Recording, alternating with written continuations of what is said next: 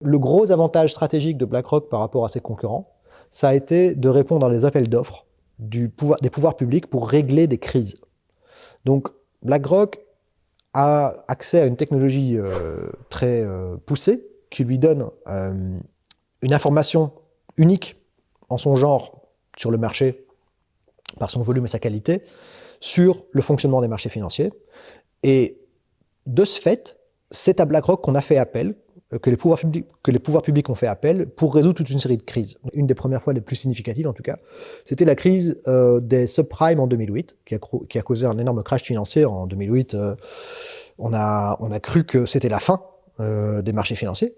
Il y a ça a fait très très peur à beaucoup de gens. Il y a eu une panique générale sur les marchés. C'était la grande crise cyclique de l'époque. Et la seule façon que les pouvoirs publics, aux États-Unis notamment, mais aussi en Europe, ont eu de résoudre cette crise, c'est de demander à BlackRock de faire quelque chose, donc de gérer ces produits financiers toxiques qu'on appelait les subprimes. Et la façon que BlackRock a eu de gérer la crise, finalement, ça a été de faire en sorte que la Banque centrale américaine, qui s'appelle la Banque fédérale, la Fed, de faire en sorte que la Fed achète énormément de produits qui avaient été d'abord vendus par BlackRock. Donc ils se sont aidés eux-mêmes en proposant à la Fed une façon de sortir de la crise. En gros, l'économie américaine s'en est sortie, et puis l'économie du reste du monde s'en est sortie aussi par la suite.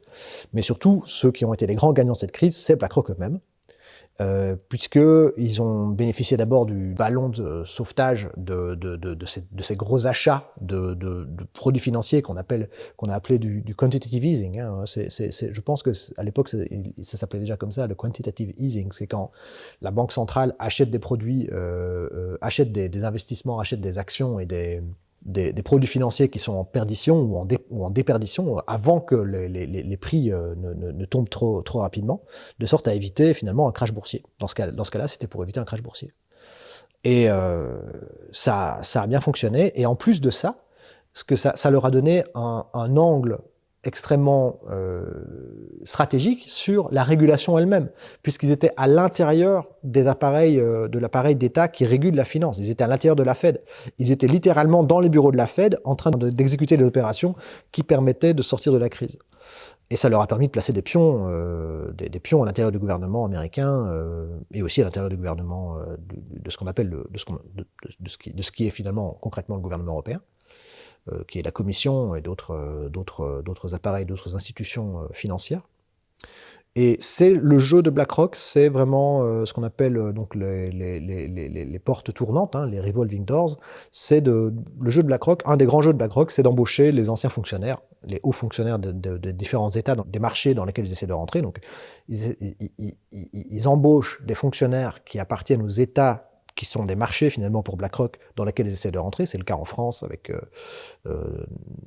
quelques hauts fonctionnaires je pense que c'était un ancien du Gaz de France qui avait été embauché par BlackRock dans le cadre de la réforme des pensions, de réforme des retraites en France. Donc voilà, ils ont fait ça beaucoup avec l'administration Obama à l'époque. Et encore aujourd'hui, il y a des membres ou d'anciens membres de BlackRock qui sont à la Maison Blanche de Biden, qui sont dans l'administration de Biden. Je pense que c'est toujours le cas aujourd'hui. Je devrais vérifier ça, mais je pense que, en tout cas, ils étaient présents lors de la campagne de Biden, et je pense qu'ils sont toujours là.